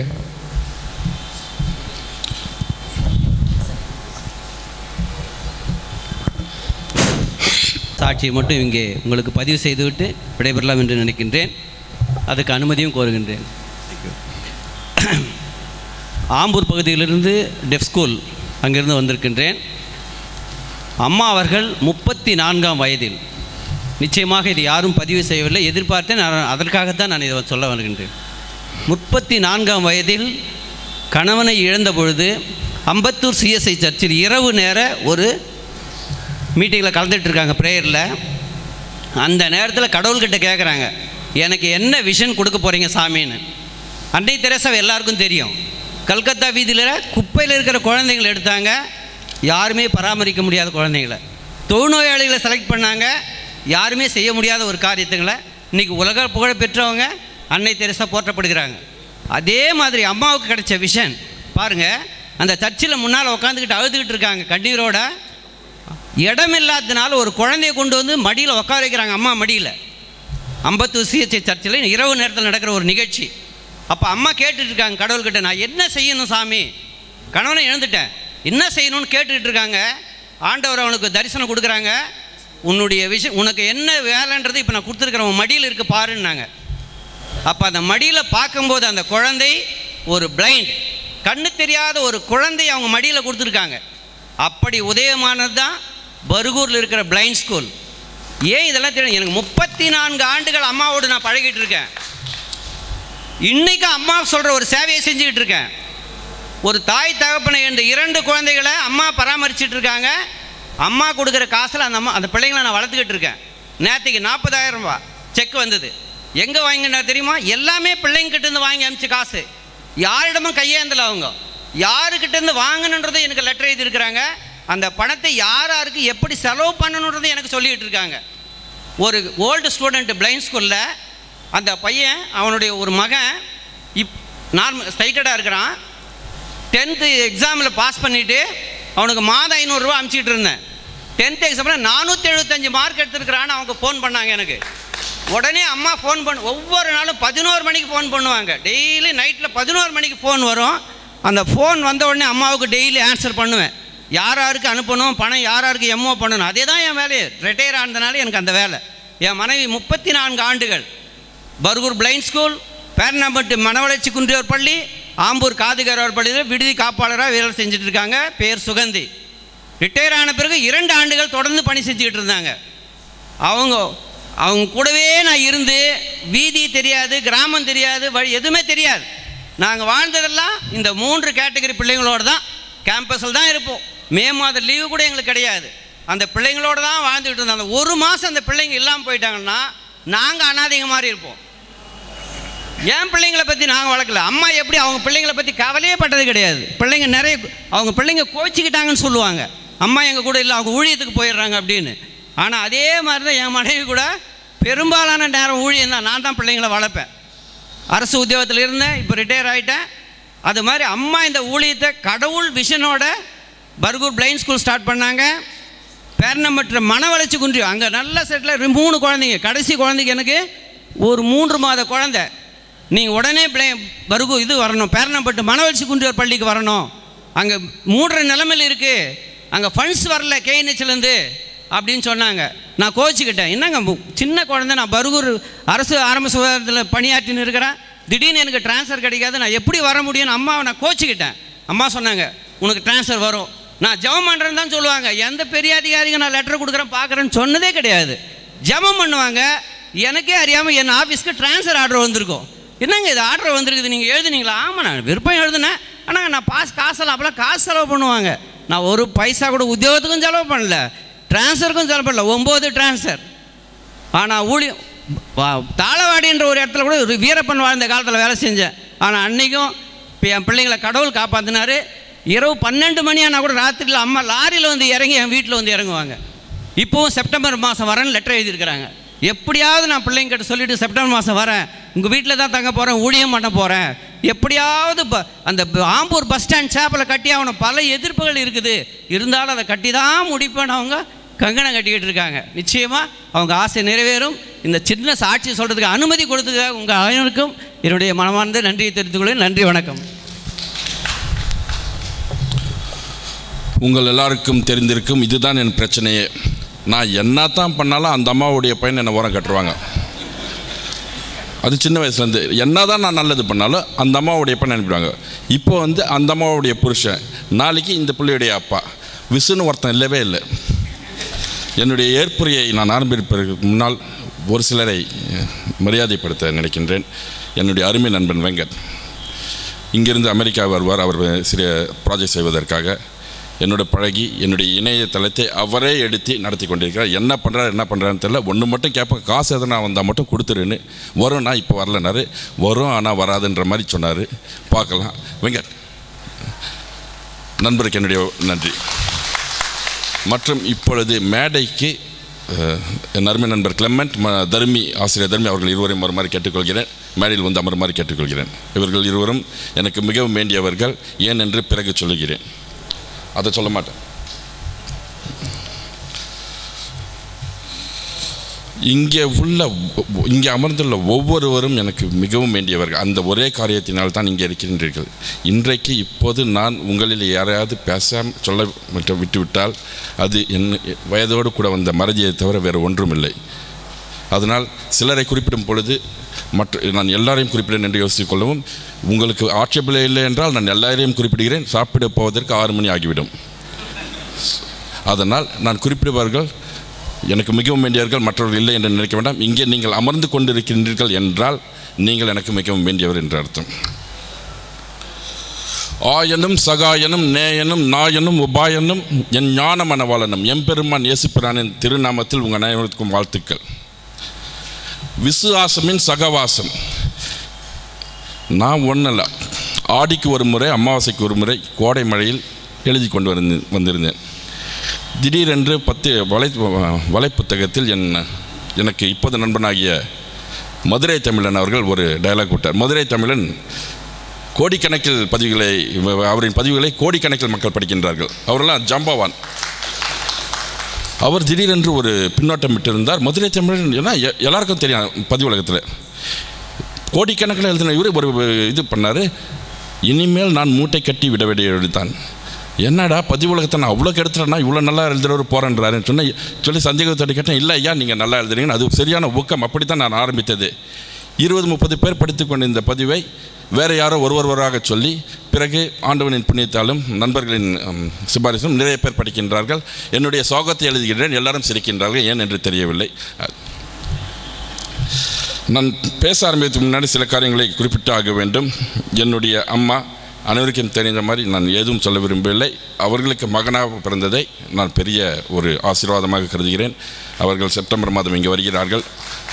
இங்கே வந்தவுடன் நான் உண்மையாக சொல்லப்போனால் இப்படி அருமையான நிகழ்ச்சி நடத்தி கொடுப்பார்கள் என்று எனக்கு தெரியாது. இல்லாவிட்டால் கண்டிப்பாக அவர்களை அழைத்து வந்திருப்பேன். இப்போ போனவுடனே எனக்கு சரியான திட்டு இருக்குது. யாராவது என்ன நடச்சுன்னு கேட்டாங்க, நான் ஃபோன் பண்ணி ஒன்றுமே இல்லை சும்மா வந்துட்டு போனான்னு சொல்கிறேங்க. எனிவே, அம்மாவுக்கு பிறகு என் வீட்டில் உள்ள 3 பெண்கள். என்னுடைய அருமை மனைவி கௌஷலா, என்னுடைய 2 ராசத்திகள். நான் எழுதுவதின் காரணமே அவர்கள் தான். இன்று காலையில் என்னுடைய 2வது ராசத்தை கூப்பிட்டால், அப்பா எத்தனை புக்கு விற்றேன்னு. இன்னும் போவேல மேலே என்ன சீக்கிரமாக விற்றுறேன்னு. என்னத்துக்கு உனக்கு அவ்வளோ அவசரமான? இல்லை, இந்த ஃபோன் உடஞ்சிடுச்சு, அந்த கண்ணாடியை மாற்றினா அம்மாட்ட காசு கேட்டால் என்கிட்ட இல்லைன்றாங்க. சரி, அப்பாட்ட கேள்னா அப்பாட்டையும் இல்லைன்றாங்க. புக்கை விற்று சீக்கிரமாக ஏற்றினா இந்த ஃபோனை மாற்றினான்றாவ. அதனால் பெரியவர் சொன்ன மாதிரி காசை கொடுத்துட்டு போங்க. ஜோக்ஸ் அப்பார்ட், இந்த புத்தகத்தின் விற்பனையால் வரும் அனைத்து பணமும் இங்கே வேலூரில் நடக்கும் ஒரு சமூக நல பணிக்காகத்தான் செலவிடுகிறேன். இதிலிருந்து 1 பைசா கூட நான் எடுத்துக்கொண்டு போகவில்லை. தாராளமாக கொடுங்கள். புத்தகத்தை வாங்கி கொண்டு நண்பர்களுக்கும் கொடுங்கள். இந்த பணம் இங்கே உங்களுக்கு மத்தியில் உள்ள சிறு பிள்ளைகளுக்காக செலவு செய்யப்படுகிறது. எனக்கும் அதற்கும் சம்பந்தமே இல்லை. அதனால் இது உங்களுடைய காரியம். அம்மா மனைவி பிள்ளைகளை பற்றி சொல்லிவிட்டேன். என் மனைவியுடைய குடும்பம், என்னுடைய மனைவியுடைய சகோதரி கோமதி அக்கா, ஒரு நிமிஷம். மாமியாரை பெற்றவன் பாக்கியவான் என்று எல்லாரும் சொல்லுவார்கள். அப்போ அதுவும் அமெரிக்காவில் இருக்கிறவன் மாமியார்னால் ரொம்ப சந்தோஷம். மாமியாருக்கு 9 மாதத்துக்கு ஒரு தடவை கூட்டு வந்துடுவாங்க மாமியார். என்னென்னா பிள்ளை பெறும்போது பார்த்துக்கிறதுக்காக. எனக்கு நானும் என் பிள்ளையும் நானும் என் மனைவியும் நாங்கள் தான் வளர்த்தோம் எங்கள் பிள்ளைங்களை. இவங்க இங்கே இருக்கிறாங்க. பட் கோமதி அவர்கள் எனக்கு ஆண்டவனால் கொடுக்கப்பட்ட பொக்கிஷம். நான் இன்றும் அவர்களை மாமியார் என்று தான் அழைப்பேன். என்னுடைய மனைவியுடைய சகோதரி அவர்கள். மிகவும் அருமையான குடும்பத்தில் எனக்கு பெண் கிடைத்தது. அது இன்னொன்று வந்து இங்கே அவனு எனக்கு தர முடியாதுன்னு தான், அது வேறு விஷயம். that's a different thing. அதை பற்றி அடுத்த புத்தகத்தில் எழுதுகிறேன், விசுவாசத்திற்கு ஏன் பெண் கிடைக்கவில்லை என்று. என்னுடைய அம்மா இங்கே இல்லை, அமெரிக்காவில் இருக்கிறார்கள். என்னை அம்மா போன்ற என்னுடைய சித்தி சித்தி ஒரு நிமிஷம் எழுச்சி இல்லைங்க, ஓய்வு பெற்ற தலைமை ஆசிரியை அவர்கள் இங்கே இருக்கிறார்கள். மற்றும் என்னுடைய சித்தியின் மகள் நளினி அங்கே இருக்கிறார். அடுத்து அமர்ந்துள்ள ஸ்டார்லெட் அவர்கள் இப்போ வளைகுடா பகுதியில் பல வருடங்கள் வேலை செய்துவிட்டு இந்த வாரம் என்று நினைக்கின்றேன் இங்கே என்ன ஒரு மவுண்ட் லிட்ராஜி என்ற பள்ளிக்கூடத்தில் குடியாத்தம் செல்லும் வகையில் புதிதாக ஆரம்பிக்கப்பட்ட பள்ளிக்கூடத்தில் தலைமை ஆசிரியராக பணிபுரிந்து விடுகிறார். நான் எல்லாருக்கும் என்ன சொல்லுவேன் என்றால், என்னை பார்த்துவிட்டு என் குடும்பத்தை தரக்குறைவாக யோசித்து விடாது. அவர்களெல்லாம் பெரிய ஆட்கள்.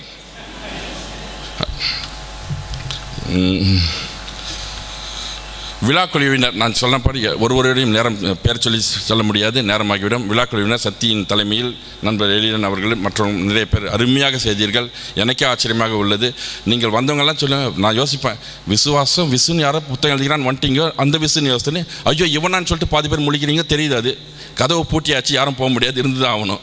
ஸோ போய்ட்டு போயிடுங்க. ஸோ நீங்கள் வந்திருக்கிறது I am very happy for all of you. நான் கீதா அண்ட் துளசி அவங்க ரெண்டு பேரும் தான் இந்த புத்தகத்தை எழுதுறதுக்கே எனக்கு உதவி. எனக்கு துளசி போய் சொல்கிறான்னு தெரியல, நான் என்ன சொன்னாலும் அவர் குலுங்கி சிரிக்கிறாரு. என்ன விஷயம்னு புரியல. உண்மையான சிரிப்பு என்று நம்புகிறேன். என்னை வச்சு காமெடி பண்ணுறாரான்னு தெரில, உண்மை. ஸோ கீதா அண்ட் துளசி அவர்கள் இருவருக்கும் என்னுடைய நன்றி. இந்த புத்தகத்து பெயர் எப்படி வந்தது என்றால், என்னுடைய நண்பன் இருக்கிறான், இந்திய கல்லூரியில் படித்த தமிழ் பிரியன் சாம்சன் கோயில் பிள்ளை. நிறைய பேருக்கு தெரியும், அவருடைய புத்தகம் சென்ற வருடம் இங்கே வெளியிடப்பட்டது என்றறிந்தேன். அவரிடம் கேட்டேன், இந்த மாதிரி புத்தகம் எழுதியிருக்கிறேன், என்ன பண்ணலாம், எழுதலான்னு சொல்கிறாங்க, என்ன பண்ணலான்னு. அதுக்கு அவர் சொன்னார், தலைப்பு என்ன வைக்கிறேன்னு. குடும்பம் ஒரு கதம்னு வச்சுட்டாரு அந்த விசு. கதமும் ஒரு குடும்பம் வைக்கலாமே என்னென்ன, இல்லைப்பா அவர் பேரில் நீ ஏன் பண்ணுற, இப்போ வேறு எதனா பண்ணினார். சரி, விசுவாசம் உன்னை ஒரு புது ஆள்கிட்ட நீ பழகின உடனே உனக்கு அன்னைக்குள்ளே உன்னை பார்த்து என்ன சொல்லுவாங்க, what's the most favourite thing they tell about you, உன் சகவாசமே வேணாம், அப்போ விசுவாசம் சகவாசம் வச்சுக்கோன்னாரு. அப்படி வந்தது தான் இந்த புத்தகம். ஒன்றுமில்லை, தினந்தோறும் வாழ்க்கையில் நடப்பதை எடுத்து என்னுடைய பாணியில் சொல்லி வருகிறேன். மக்களும் ரசிக்கின்றார்கள். எவ்வளவு நாள் ரசிப்பார்களோ போகட்டும், பிறகு நிறுத்தி விடுகிறேன். இப்போது சிரித்து கொண்டிருக்கிறார்கள், எப்போது அழ ஆரம்பிக்கிறார்களோ அப்பொழுது இது நிறுத்தப்படும். அது மட்டும் இல்லாமல் இங்கே இருக்கும் என்னுடைய கல்லூரி தோழர்கள், எங்கள் தலைமை ஆசிரியர் அருளப்பன் இங்கே இல்லை. அவர் சொல்வது மிகவும் உண்மை. ஏன்னா 82 to 85 அந்த பிகாம் பேச்சஸ் நாங்கள் எங்களுடைய மாணவர்களும் சரி அனைவரும் சரி எங்கள் கல்லூரி வாழ்க்கையை மிகவும் அருமையாக ரசித்தோம். எல்லாம் பண்ணுவாங்க, they will give respect everything, but at the end of the day it was college ஒருத்தன் வராட்டி இன்னொருத்தன் போய் கேட்பான், எங்கே அவன் ஏன் 2 நாளாக வரேன்னு கேட்பானுங்க. ப்ரொஃபஸர் வந்துட்டு ஒருத்தனை அடித்து துரத்தி வெளியே போடானோன்னு அங்கே போய் போதி மரத்தில் உட்காந்துனா அடுத்த கிளாஸில் எவனும் இருக்க மாட்டான், காலியாக இருக்கும். ஸோ எவனையுமே அவர் அனுப்ப மாட்டார் வெளியே. ஏன்னா ஒருத்தனை அனுப்புனா எல்லா கிளாஸும் அங்கே தான் உட்காந்துருக்கும், அவர் அங்கே வந்து எடுத்துடலாம் கிளாஸ். அவ்வளோ ஒரு ஒற்றுமையாக இருந்தோம். நண்பர் சாஜித் ஒரே ஒரு உதாரணம். நேற்று 30 வருஷம் கழிச்சு சாஜித்தை கூப்பிட்டு பேசுகிறேன், சாஜித் விசு பேசுகிறேன். இமீடியட்லி எப்படிங்கிற after 30 years எங்கே இருக்கிறேன் என்னன்னே தெரியாது. Immediately recognise, I didn't have to tell him. யார் பேசுகிறேன், நாளைக்கு வரையா Saji, somebody told me he's become a principal, நாளைக்கு வரையா சாஜி, உடனே வரேன். அது மாதிரி we had a very good bond among us. And I'm going to jump into English a little bit right now. I have my good friend JP David.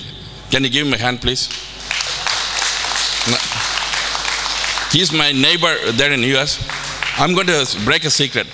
50 years ago he did his PUC in this college, and he's coming to Vellore after 50 years because last week he gave me an email saying that I'm going to India. Then I said, I'm in India, why don't you come? What are you doing? I said, they're releasing a book on my writing. And he looked surprised. We'll talk about it later. Anyway, I told him, why don't you come? You get to see the college and you get to spend some time with us and everything. I thank him for altering his schedule and then being here. Really appreciate it. And Brother Clement வந்துட்டு he studied in America, MCC. எம்சிசினா அவங்க தமிழில் பேச மாட்டாங்க, கொஞ்சம் தமிழ் தான் வரும்னு நான் ஸ்டார்டிங்கில் பண்ணேன். அவர் வந்து அருமையான தமிழ் பேசுவார், பாடுவார். என்னுடைய நல்ல நண்பர், அங்கே அடிக்கடி வருவார் வீட்டுக்கு.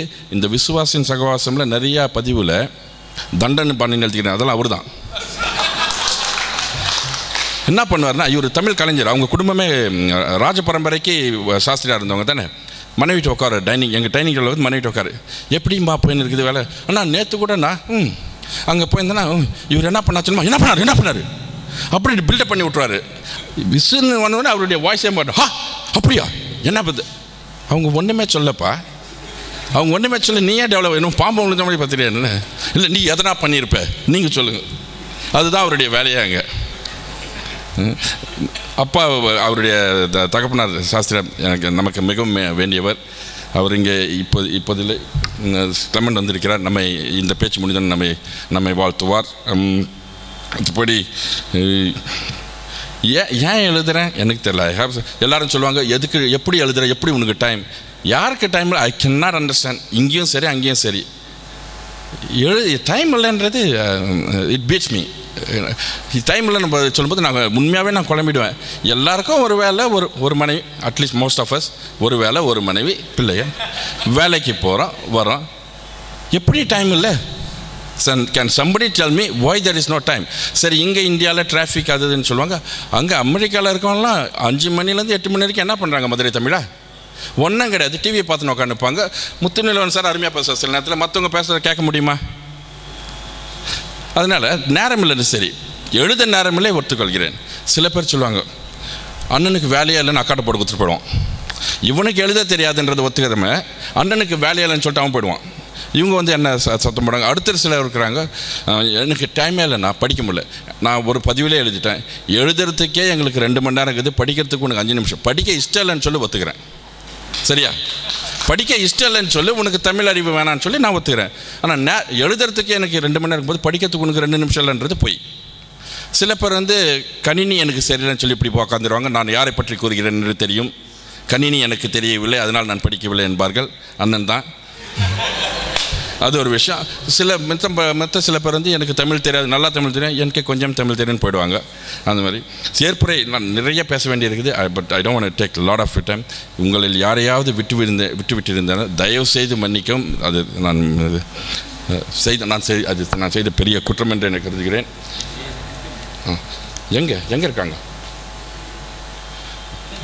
எனக்கு மிகவும் அருமையான என்னுடைய ஞான தாயார் எத்தல் விக்டர், நான் அவர்கள் வரவில்லை, நான் கூப்பிட்டேன், ரொம்ப கோபமாக இருந்தேன். வந்திருக்கிறாங்க, எப்போ வந்தாங்கன்னு தெரியல, கடைசியில் உட்காந்துக்கிறாங்க. நீங்களே டீச்சர், நீங்கள் லேட்டாக வந்தால் எப்படி? ஸோ என்னுடைய ஞானத்தாய், என்னுடைய தந்தையின் கடைசி சகோதரின் திருமதி, அவருக்கு பின்னால் இருக்கும் என்னுடைய கசின் மற்றும் பர்கூரில் என்னோட வளர்ந்த என்னுடைய நண்பர்கள் எல்லாம் ஒருத்தர் சொல்கிறேன், டைம் இருக்குதா போகலாமா, நிறுத்திட்டா. ஸோ அதனால் யாரையாவது நான் யார் மற்றும் என்னுடைய அம்மாவின் முதல் மாணவன் சிவராஜன் நானும் போகாத யாராவது ட்ரெயினே இல்லை. என்ன விசேஷம்னா இது கண்டிப்பாக சொல்லி ஆகணும். இவன் சிவராஜோட நான் ட்ரெயினில் அடிக்கடி அம்மா என்ன பண்ணுவாங்கன்னா, எனக்கே நானே 8வது படிப்பேன், இவனை கொண்டு போய் மெட்ராஸில் சேர்த்துருவான்றாங்க ஒரு பிளைண்ட் பண்ணி கொடுத்து. நேரப்போ கந்திலியில் இறங்க அந்த பஸ் ஸ்டாண்டில் ஒரு பையன் இருக்கிறான், அவனை போய்ட்டு அவங்க வீட்டில் பேசிட்டு அம்மா அனுப்புனாங்கன்னு கூட்டு போய் மெட்ராஸில் ஒரு ஸ்கூலில் சேர்த்து வந்துடுவான். எனக்கு நான் சின்ன பையன், ஏன்னா சிவராஜ் என்னோட ஒரு 5-6 வயசு பெரியவர். இதில் என்ன விசேஷம்னா, கந்திலிக்கு போய் இறங்கினா உதர நடந்து பண்ணி சிவராஜ் சொன்னான், விசு அங்கே ஒரு பள்ளம் இருக்கும் பார்த்து, அதுக்குள்ளே விழுந்துட்டேன் நான். இவருக்கு முழுசாக கண்ணு தெரியும், இவர் சொல்ல லெஃப்ட்டில் ஒரு பள்ளம் இருக்கும் பார்த்து, அது நான் கேளுக்கிறேன். ஆனால் பாவி முன்னேறி சொல்லக்கூடாது, நீ கொஞ்சம் காலை வேகமாக எடுத்து வைக்கிறப்பா, அது அளவாக நடந்தால் தானே நான் கரெக்டாக சொல்வேன்றாரு அவர். அந்த மாதிரி சிவா நல்ல நண்பர். அது மாதிரி நிறைய பேர், நிறைய என்னோட படித்த நண்பர்கள் இருக்கிறார்கள். எல்லோரும் அந்த காலத்தில் வந்து எங்களுக்கு இங்கே ஜாஸ்தியாக இருந்துச்சு, இங்கே கம்மியாக இருந்துச்சு. இப்போ இங்கே ஜாஸ்தியாக இருக்குது, இங்கே கம்மியாக இருக்குது. சில பேருக்கு இங்கே ஒன்றுமே இல்லை, அது வேறு விஷயம். அதை பற்றியும் ஒரு பதிவு எழுதலான்னு நினைக்கிறேன். வேறு யாராவது மறந்துட்டேனா? திண்டுக்கல் தனபால் எனக்கு அடுத்து பேசுவார், அவர் தான் என்ன மறக்கக்கூடாது.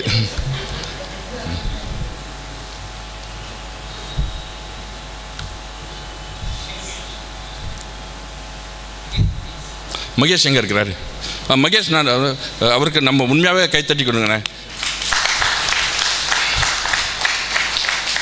எழுத படிக்க நேரமில்லை என்று சொல்லிக்கொண்டு தெரிந்திருக்கும் காலத்தில் 2 கண்களையும் இழந்தவர் தமிழில் கம்ப்யூட்டரில் வலைப்பதிவு எழுதினுக்கிறாரு.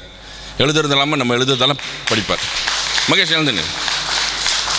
2 கண்ணும் பார்வையற்றவர், வாரத்துக்கு ஒரு தடவை கம்ப்யூட்டரை எழுதிடுவார். எனக்கு ரொம்ப நாளாக தெரியாது இவருக்கு பார்வையில் என்னது. பிறகு தான் யாரோ சொல்லி தான் தெரியும். எனக்கு அவ்வளோ ஆச்சரியம். என்ன அதான் கண்ணிருந்தும் குருட தானே அவளுடைய இதே வித்தியாசமான. வேறு எதுவும் சொல்வதற்கில்லை. வருகைக்கு நன்றி. நான் யாரையாவது மீண்டும் சொல்கிறேன், யாரையாவது தவறு விட்டிருந்தால் மன்னிக்கும். தயவுசெய்து இருந்து உணவருந்தி என்னோட பேச. அது வாஸ் அங்கே இருக்குது.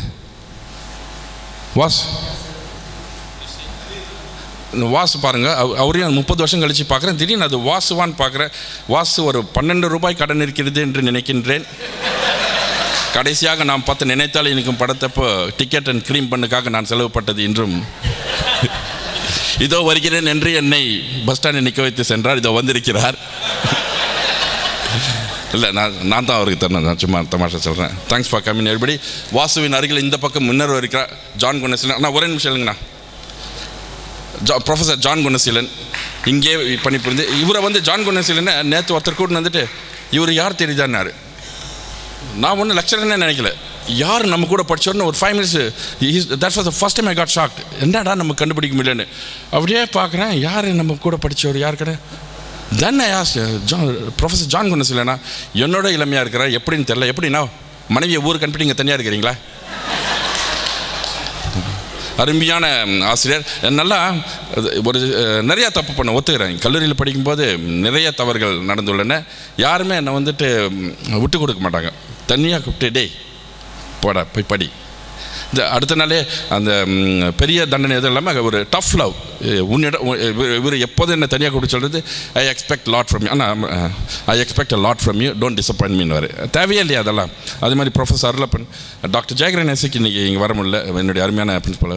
ஒரு தடவை ப்ரொஃபஸர் அருளப்பன் என்ன ஏதோ தவறு நடந்துச்சுன்னு சொல்லிட்டு பிரின்ஸ்பல் வீட்டுக்கு போய்ட்டு பிரின்ஸ்பல் ஆஃபீஸ்க்கு போயிட்டார்.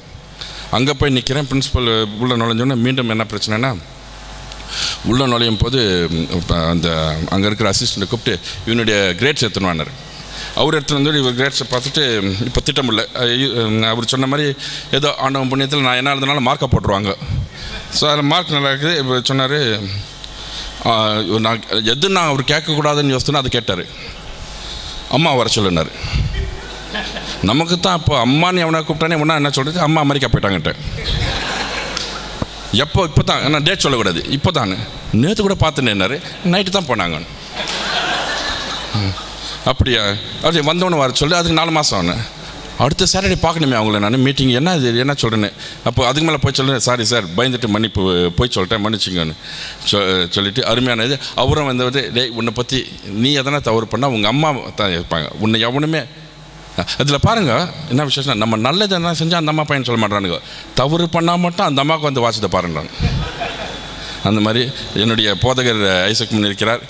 இவரெல்லாம் நம்ம சின்ன வயதுலேருந்து நம்மை கூட்டி வளர்த்தவர். நிறைய பேர் அண்ணன் ஆத்திர அண்ணன். அண்ணா ஒரு நிமிஷம் இல்லைங்க, இவருக்கு யார்ப்பா பொண்ணு கொடுத்தாருன்னா இவங்க தான். ஏன் பொண்ணு கொடுத்தீங்கன்னு கேட்குதுன்னு அங்கே கேட்டுக்குங்க. எனக்கு மிகவும் வேண்டியவர் டேவிஸ், இஸ் மை சன். எனக்கு 2 ராசாத்திகள் என்று எப்போதும் எழுதுவேன். என்னுடைய ராசா டேவிஸ். ஒரு நிமிஷம் சின்னது இது. மற்றபடி அவர்களின் குடும்பம் வந்துள்ள அனைவருக்கும் நன்றி. இது ராயச்செல்லப்பண்ண ராணிப்பட்டிங்களா, இங்கே வந்து தோற்றுட்டு போய்க்கிறீங்களா எங்கள் கல்லூரியில்? Hats off to Voorhees college. நம்ம யார்கிட்டையும் தோக்கக்கூடாது. அப்புறமா என்னுடைய நண்பன் பிரேம் அங்கே இருக்கிறாரு. நாங்கள் காஷ்மீர் டூர் போயிட்டோம். பிரேம் வந்து இப்போ நான் வந்து கொஞ்சம் காசு சீக்கிரமாக செலவு பண்ணுறேன். அந்த காலத்தில் எவ்வளோ காசுனாலும் டப்புன்னு செலவு பண்ணிட்டு அடுத்த ரொட்டேஷன் போயிடுவேன். ஆனால் பிரேம் வந்து I think he was very rich, he is still very rich. That guy always got money. அங்கே காஷ்மீர் டூர் போகும்போது on the way back I was broke. இங்கே நான் காசு வந்துடும், அங்கே இல்லையா. he really, I didn't even tell him when he found out I was broke. அங்கேருந்து everything he was the source for me. He was buying me everything that I wanted. நான் எனக்கு ஒரே அடா இங்கே அரக்கோணத்திலே இவன்ட்ட காசுலன்னு சொல்லியிருக்கலாமேடான்னு. such a generous guy.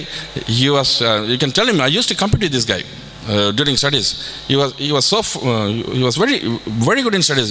Man had a knack of studying. என்ன பண்ணுறா என்ன பண்ணாமல் தெரியாது. Everything he would pass on time, everything. He was if I'm not mistaken, he was the first CA from our batch. Anybody did before you? CA. If I'm not mistaken, he did first CA. Prem முடித்த உடனே தான் இல்லை if I'm competing with this guy, Prem இந்தியாவில் CA முடிச்சானா நான் போய் அமெரிக்காவில் முடிக்கிறான்னா அவருக்கே சண்டை பண்ண முடிச்சா வந்தேன் நான். So is my inspiration like many guys. I see Vijay Kumar, right, Kumaraswamy, Prem, Sukumar, Xavier, Prakash. தவறாக நினைக்க வேண்டாம், 2 பிரகாஷ் இருப்பதால் இவரை சட்டி பிரகாஷ் என்று அழைப்போம். வேறு if any of my other classmates here raise hand, I want to say Hari. Dang up, get up man. Wow. Hari வந்துட்டுங்க. He was Mr. Wuris for 4 years in a row. நான் அந்த மிஸ்டர் ஊரிஸ்னா is real body builder. யூஸ்வலாக body builder வந்து 3 feet நோன் ஜஸ்டாக இருப்பாங்க. This guy is tall and he had fantastic physique. எல்லாம் did you make any university thing? University heads of Hari. Very dedicated. Those days use to spend 3-4 hours every day இந்த gym. அது மாதிரி பண்ணார். அப்போ நான் சனிக்கிழமை சார் மாதிரி இருப்பேன். அப்போ வந்து நான் மெல்லிசா சனிக்கிழமை சார் மாதிரி இருப்பேன். இப்போ நான் தடியா சனிக்கிழமை சார் மாதிரி இருக்கேன். Anyway Hari use to be my close friend. இவர் என் கூடவே இருப்பார். அப்போ வந்து காலேஜில் நான் can I say I was little popular? சொல்லம்மா, நான் கொஞ்சம் பாப்புலர்னு சொல்லம்மா கல்லூரி நாட்களில். ஸோ ஹரி கூடவே இருக்கிறனால அவன் பெரியாளியா இந்த மாதிரி யாரா பேசி போனால் யாராவது அடிச்சுடுவாங்கன்னு சொல்லிட்டு ஹரியை பக்கத்துலேயே வச்சுக்கிறான். ஆனால் ஹரியை பார்த்தா கொஞ்சம் பயப்படானுங்க எல்லாரும். இதே தான் சொல்லணுங்க, அவன் பெரிய ஆள், எதனா யார்ட்டா பேசிட்டு போயிடுவான், அடி வாங்குவான்னு சொல்லிட்டு ஹரியை பக்கத்தில் வச்சுவான். என்னைக்காவது ஹரி இல்லாமல் மாட்டுறான்ல மௌன அன்னைக்கு பிறந்தலான்னு. ஹரி காலேஜ் வரைக்கும் நான் வரமாட்டேன், நான் போயிடுவேன். அந்த மாதிரி thanks for dropping. I meeting him after 30 years. Rajendra Prasad, anybody else who did study with me? வருகைக்கு நன்றி. அமர்ந்து இருந்து என்னோடு பழகி செல்லுமாறு கேட்டுக்கொள்கிறேன். Thank you very much.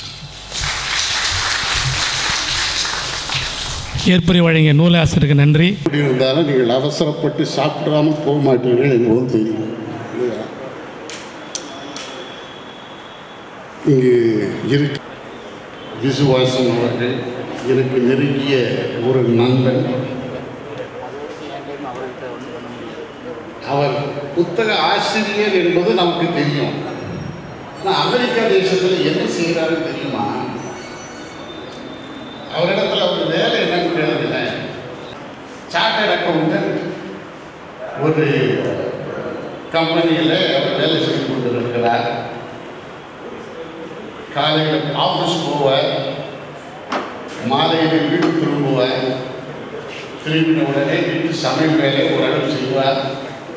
இதெல்லாம் எப்படி இன்றைக்கு அவரை குறித்து அவர் இந்த புத்தகம் எழுத எவ்வளவு பிரயாசப்பட்டார், எவ்வளவு இடையூறு இருந்தது என்பதை நான் கண்ணார கண்டேன். உயரமானவர் அண்ணாந்து தான் பார்க்கணும்னு சொல்லுவார்.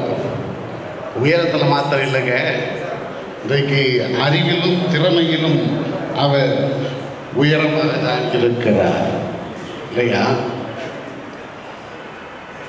வேலை முடித்து வீட்டுக்கு வருவார்.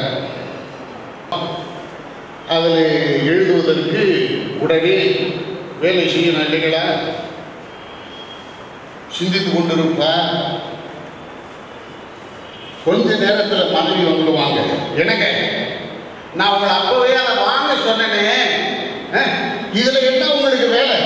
கம்பெனியிலிருந்து ஃபோன் வரும், can I see you tomorrow by 11? அதுக்கும் அவர் ஆன்சர் பண்ணணும்.